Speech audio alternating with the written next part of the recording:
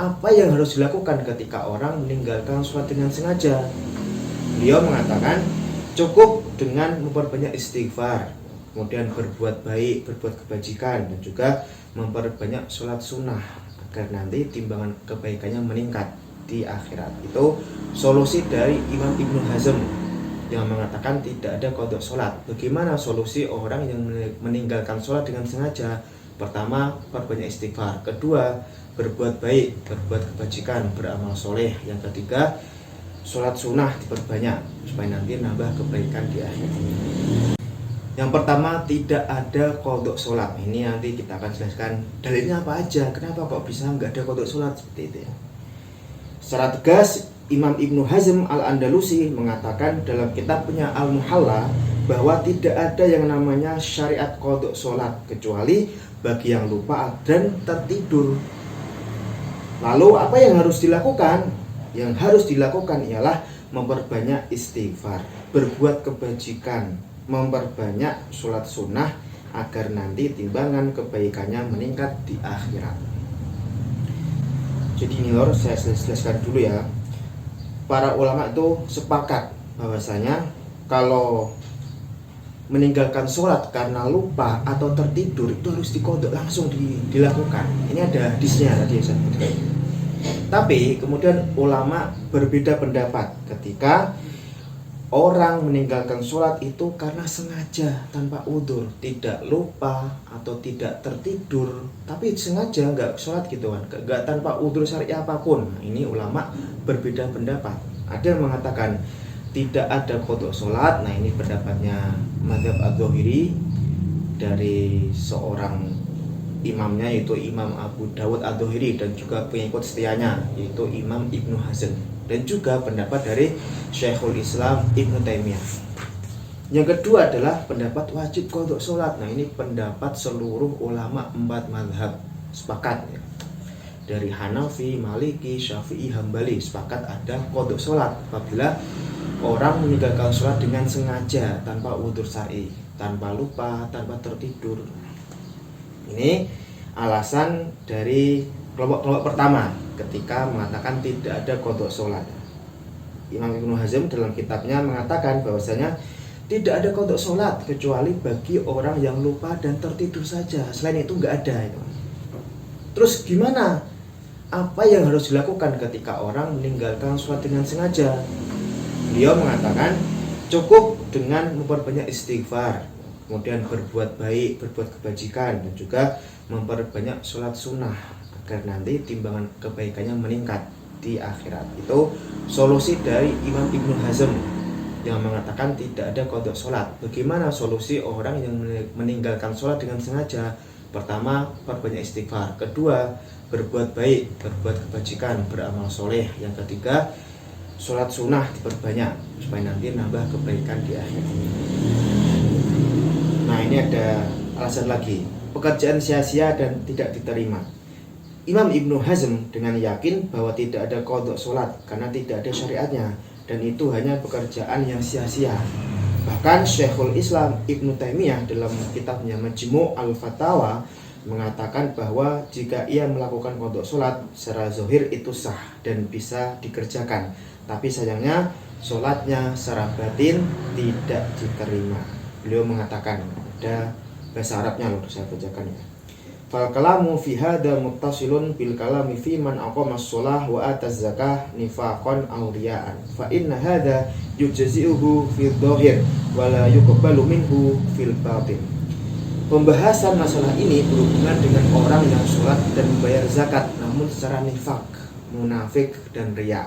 Secara zahir itu sah, tapi secara batin itu tidak diterima. Kemudian, apa dalil kelompok ini sehingga mengatakan bahwa qadha sholat itu tidak ada? Ada argumennya, ada dalilnya. Yang pertama, dengan dalil hadis di atas tadi yang saya sebutkan di awal, bahwa yang dibolehkan qadha itu ialah orang yang lupa dan tertidur. Sedangkan orang yang sengaja itu tidak termasuk dalam dua golongan yang disebutkan dalam hadis tersebut, maka tidak ada qadha baginya. Yang kedua, Allah telah menentukan waktu bagi setiap sholat seperti waktu asar sampai terbenam matahari, subuh sejak terbit fajar sampai terbit matahari, dan seterusnya. Allah berfirman, inna sholata kanat 'alal mu'minina kitaban mauquta. Sungguhnya sholat itu bagi orang mukmin ialah kewajiban yang sudah ada waktunya. An-Nisa ayat 103. Kalau orang dibolehkan mengqadha sholat, lalu buat apa Allah membuat batasan-batasan waktu masing-masing sholat? Seperti halnya haji atau puasa. Itu semua sudah ada waktunya tertentu masing-masing. Tidak sah orang berhaji kecuali di bulan Dzulhijjah, dan tidak sah seorang berpuasa di malam hari. Maka begitu juga sholat tidak sah kecuali waktu-waktu tertentu saja yang sudah ditetapkan. Yang ketiga argumennya adalah Imam Ibnu Hazm mengatakan bahwa semua sepakat kalau mengerjakan sholat pada waktunya itu adalah sebuah ketaatan, dan meninggalkannya ialah sebuah kemaksiatan. Jadi orang yang meninggalkan sholat secara sengaja ia berdosa karena itu maksiat. Lalu bagaimana bisa sebuah maksiat diganti dengan sebuah ketaatan, yaitu sholat di selain waktunya. Yang keempat argumennya adalah Allah dalam surat Al-Ma'un ayat 4-5 mengancam orang-orang yang meninggalkan sholat dengan wail atau kecelakaan.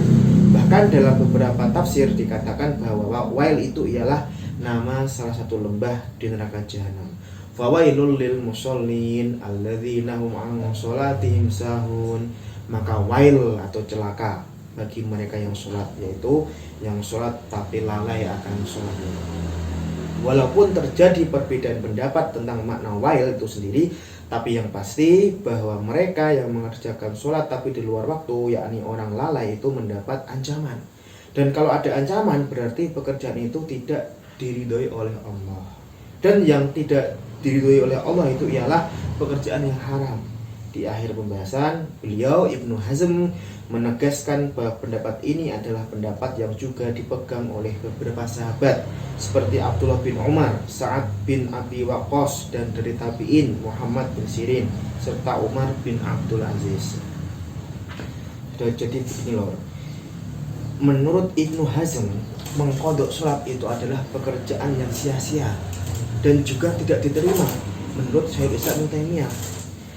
Jadi menurut Ibnu Hazm pekerjaan mengqadha sholat itu sia-sia, dan menurut Imam Ibnu Taimiyah mengqadha sholat itu adalah pekerjaan yang tidak diterima, gitu ya, tidak sah secara zahir tapi tidak diterima secara batin.